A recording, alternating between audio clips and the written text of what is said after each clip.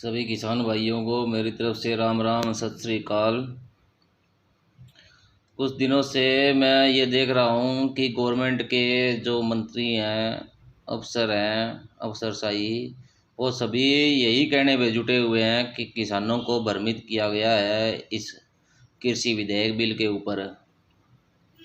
मैं उनसे यही कहना चाहूँगा कि चलो आपकी बात मान ली, भाई किसान को भ्रमित किया जा सकता है, क्यों हो सकता है वो अनपढ़ हो, लेकिन वो पुरानी बातें होती थी जब किसान अनपढ़ था। आज के टाइम में लगभग तो किसान भी पढ़े लिखे हुए हैं, और अगर कुछ एक नहीं पढ़े लिखे हुए तो उनके बच्चे हैं वो पढ़े लिखे हुए हैं, बड़ी बड़ी नौकरियों में आज किसानों के बच्चे हैं। उनके ऊपर ये इल्ज़ाम लगाया जा रहा है कि किसान पढ़ा लिखा नहीं है, उसको भ्रमित किया जा रहा है।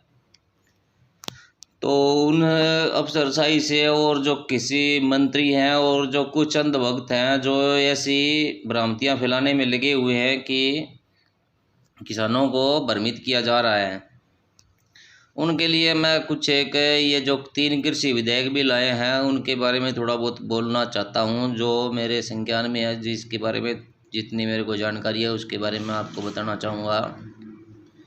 कि पहला जो बिल है ये है farmer produce trade and commerce ordinance. इसके अंदर एक जो बिल है पहला, इसके अंदर ये लिखा गया है बाकायदा कि एक जो पैन कार्ड धारक है वो भी किसान से उसकी फसल खरीद सकता है। उसे मंडी में ले जाने की कोई ज़रूरत नहीं है, क्योंकि अगर मंडी में तो अगर हमारे कोई आड़ती भाई है या कोई दुकान खोले बैठा है जो हमारी फसल खरीदता है, उसको पता नहीं किस किस चीज़ के लाइसेंस चाहिए होते हैं। अगर हमसे वो गड़बड़ करता है तो उसके लाइसेंस वगैरह भी रद्द हो सकते हैं, उसके ऊपर हम पहले केस भी कर सकते थे, सब कुछ होता था। लेकिन अब मोदी सरकार ने अडानी के कहने के ऊपर, इन उद्योगपतियों के कहने के ऊपर, पूंजीपतियों का जो कहना मान रही है इस सरकार, कुल मिला के बात यह है कि यह पूंजीपतियों द्वारा ही लाया गया बिल है, और उन्हीं को ही ध्यान में रखते हुए इस बिल की एक एक शर्तों को लिखा गया है। तो पैन कार्ड वाला भी हमारी अगर फसल खरीद लेगा और बाकायदा अगर उसने पैसे नहीं दिए तो इसके पास 3-4 दिनों का टाइम होगा। अगर वो पैसे नहीं देगा तो हमारे लिए एसडीएम को बिठा दिया गया कि एसडीएम हमारा फैसला करेगा। आज एसडीएम के पास अगर हम सीधे भी एसडीएम से मिलना चाहें बिना किसी केस के, तो एसडीएम ज़िले के अंदर एक ही होता है, तो उसको मिलने का टाइम तो वैसे भी नहीं होता। और जब ऐसे ये कॉन्ट्रैक्ट फार्मिंग वगैरह ऐसे हो जाएगा, पैन कार्ड वाले हर बंदा, पैन कार्ड तो हर एक बंदे के पास है, तो ऐसे फसलें खरीदने लग जाएंगे, दिल्ली का मिसचैप होगा। तो इसके अंदर किस किस लोगों, किन किन लोगों का ये एसडीएम हल करेगा, क्योंकि उसके पास टाइम नहीं है। उसको बोल दिया तू आके समिति बना, समिति तेरा वो हल करेगी। समिति हमारी नहीं सुनेगी, समिति सुनेगी सिर्फ और सिर्फ उद्योगपतियों की। और इसके अंदर एपीएमसी एक्ट है, ये भी ख़त्म करने को बोल रहे हैं। एपीएमसी एक्ट 2006 के अंदर बिहार के अंदर ख़त्म किया गया था। उसमें जब ये ख़त्म किया गया था तब ये बोला गया था कि एपीएमसी एक्ट ख़त्म होगा तो बिहार राज्य है वो पंजाब से कहीं गुना आगे निकल जाएगा, और इसके जो किसान हैं वो काफ़ी ज़्यादा अग्रणी हो जाएंगे पंजाब और हरियाणा से। लेकिन हुआ बिल्कुल इसका उल्टा। आज बिहार का किसान जो पहले ही खस्ता हालत में था, उसकी आज हालत इतनी ज़्यादा बद से बदतर हो चुकी है कि उसे देश के कोने कोने में जाके अपने रोजी रोटी कमानी पड़ रही है। कुछ दिनों पहले हमने ये भी देखा था कोरोना काल के अंदर कि सबसे ज़्यादा मज़दूर जो प्रवासी मज़दूर थे अपने भारत के अंदर इधर उधर रह रहे थे अलग अलग स्टेट में, वो सबसे ज़्यादा बिहार के थे। वो मज़दूर पैदा नहीं हुए थे, वो इसी सरकार की गलत नीतियों की वजह से किसान से मज़दूर बन गए हैं, क्योंकि उनको किसानी के अंदर कोई बचत नहीं आ रही और अपने पेट पालने के लिए, कहीं ना कहीं गुजारा करने के लिए दूसरों स्टेट का मुँह करना पड़ा। और आज यही हालत है ये पंजाब और हरियाणा के किसानों के साथ करना चाहते हैं, क्योंकि इन उद्योगपतियों को चाहिए मज़दूर, और मज़दूर कहीं बाहर से तो इम्पोर्ट कर नहीं सकते। बिहार वाले हैं, उनको जितना हो सकता है उतना लगा रखा है उनको। अब इनको चाहिए और ज़्यादा मज़दूर, तो मज़दूर इनको दिख रहे हैं अब हरियाणा और पंजाब में, जो काफ़ी ज़्यादा विकसित स्टेट है अपने इंडिया के। लेकिन उनके किसानों को या से बद से बदतर हालत करना चाहते हैं ये APMC एक्ट ख़त्म करके। और दूसरा ये अपना बिल है इसका इसेंशियल कमोडिटी एक्ट 1955।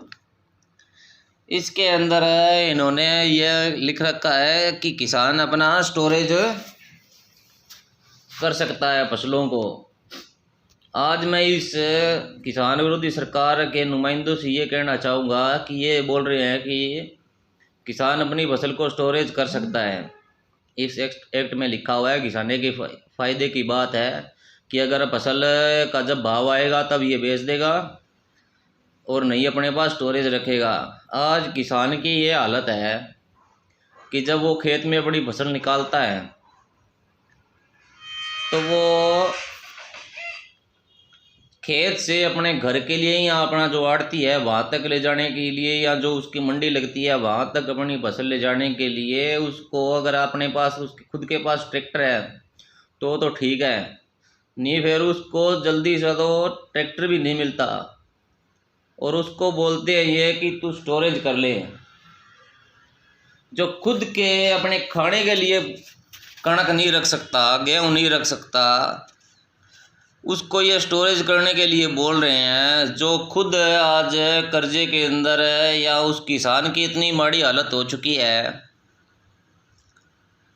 कि वो अपना गुजारा नहीं कर सकता। बिना कहे आज केंद्र सरकार के बिना कहे बिना इनकी नीति आए हुए ही पहले ये आज ऐसी हालत हो चुकी है किसान की कि वो खेती छोड़ रहे हैं और ऊपर से ये ऐसे कानून ले आए। तीसरा है farmer agreement on price insurance and farm service ordinance. ये लगभग तो तीनों बिल इनके हैं ये यूरोपीय मॉडल पर ही हैं। ये बोल रहे हैं कि अमेरिका की तरह हम आज किसानों को विकसित करेंगे, उनकी तरह उन्हीं की तरह तर्ज पे बीज ला के देंगे और उन्हीं की तर्ज पर हम इंडिया के किसानों को खेती करवाएंगे। लेकिन अगर हमारे जो कृषि विशेषज्ञ हैं उन्होंने अमेरिका के बारे में या जो मैंने थोड़ी बहुत सर्च की है उसी तर्ज पर अगर ये सर्च कर लेते आज गूगल वगैरह पे अमेरिका के जो किसान हैं उनके बारे में, तो इनको पता चल जाता कि अमेरिका के किसानों को औसतन आज भी $60,000 की मदद दी जाती है। एवरेज है ये एक किसान की। और अपने इंडिया के अंदर दी जाती है सिर्फ $200 एवरेज। और उनकी इनकम किसानों की लाखों के अंदर है, फिर भी उनको इतनी बड़ी सहायता दी जाती है। और हमारे जो सबसे ज़्यादा विकासशील विकसित स्टेट पंजाब है, यहाँ पे औसतन वार्षिक आय 18 से 20 हज़ार रुपये है एक किसान की है। और उनको जिनकी आय के अंदर आज हज़ारों गुना का फ़र्क है, उनको ये बोल रहे हैं कि यूरोप की तर्ज पर खेती करो, आपकी MSP पर हम दिक्कत नहीं आने देंगे। जब 2 साल ही अगर आप बाहर हमारी फसल ज़्यादा तेज़ रेट में बिकवा दोगे तो आज जो हमारे स्टेट के अंदर इंडिया के अंदर जो आड़ती बैठे हैं उनकी इतनी कमर टूट चुकी है पहले ही। कभी ये GST लाते हैं, कभी कुछ लाते हैं, इसकी वजह से तो वो 1-2 साल सरवाइव नहीं कर पाएंगे। अगर ये इसके अंदर अपने बाहर फसलों का रेट तेज देंगे, अगर अडानी हमारी फसल 1800 बिक रही है, अगर 2000 देगा तो जिस प्रकार जियो की सिम हमें फ्री में बांटी गई थी, 6 महीने साल के लिए नेट फ्री दिया गया था कि चलाओ आप बिल्कुल फ्री है। आज जियो का प्लान शायद सबसे महंगा प्लान हो गया है, लेकिन उसकी आदत पड़ चुकी है। और दूसरी जो ये कंपनियां थी ये सर्वाइव कर गया, कुछ एक कंपनियां तो अपने आप में ही कोलैप्स कर गई है। तो ठीक उसी प्रकार है आज जो हमारे गांव में शहरों में बाणिए बैठे हैं, आड़तीए बैठे हैं, उनकी इतनी हिम्मत नहीं है कि वो साल 2 साल सर्वाइव कर सके। और यही चाहते ही यही हैं कि साल 2 साल हम इनको 100-200 रुपये अगर किसान को फालतू देंगे तो ये मंडियों से बाहर फसल बेचेंगे और उसके बाद में मंडियां बंद हो जाएगी। बाद में इनके मनमर्जी के रेट होंगे। मोदी सरकार बोल रही है कि आगे ये तो हुआ ही नहीं, ये तो होगा ही नहीं, तो भाई आप ऐसा एक्ट लाए क्यों? जब आप मुझे कोई फ़ायदे की चीज़ दे रहे हो और मुझे पता है मेरा नुकसान है, आप अपने मुंह से बोल रहे हो कि मेरा फ़ायदा है, लेकिन मुझे अपने फ़ायदा नहीं चाहिए। किसान हाथ जोड़कर बोल रहा है, गवर्नमेंट के पैर पकड़ने को आज मजबूर है कि मुझे मेरा फ़ायदा नहीं चाहिए, आप मेरा फ़ायदा मत कीजिए, ये कानून वापस लीजिए, जैसा मैं हूँ वैसा मुझे रहने दीजिए। आय दुगनी तो दूर की बात है, जो मेरी आज आय है वही रहने दो तो ही अच्छा है। इसीलिए जो कुछ लोग अपने किसान भाइयों को बेवकूफ़ समझ रहे हैं, उनको मैं यही बात कहना चाहूँगा कि किसान बेवकूफ़ नहीं है, बेवकूफ़ हो आप, आपकी गवर्नमेंट। और बेवकूफ़ बना लिया आपने हमें बहुत सालों से, पिछले 6 सालों से आप हमें बेवकूफ़ बना रहे हो। लेकिन अब किसानों की आंखें खुल चुकी है और अब आपका ज़्यादा दिन टाइम नहीं है मोदी सरकार का और अमित शाह का। अब इनके उल्टे दिन शुरू हो गए हैं, तो भगवान करे जल्दी ही इनकी सरकार जाए और हम जिस हालत में हैं उसी हालत में ठीक है। हमें ज़्यादा छेड़ने की कोशिश ना करें, क्योंकि अभी तो हम हाथ जोड़ रहे हैं। किसान अपने साथ पावड़ा भी रखता है, उसे वो भी चलाना आता है, सभी काम करने आते हैं। किसान का बेटा आर्मी में भी है, हर जगह किसान है आज। तो उसे बेवकूफ़ ना समझें और इतना प्रताड़ित मत करें कि उठकर तुम्हारे सामने खड़ा हो जाए। जय हिंद, जय हरियाणा, जय भारत।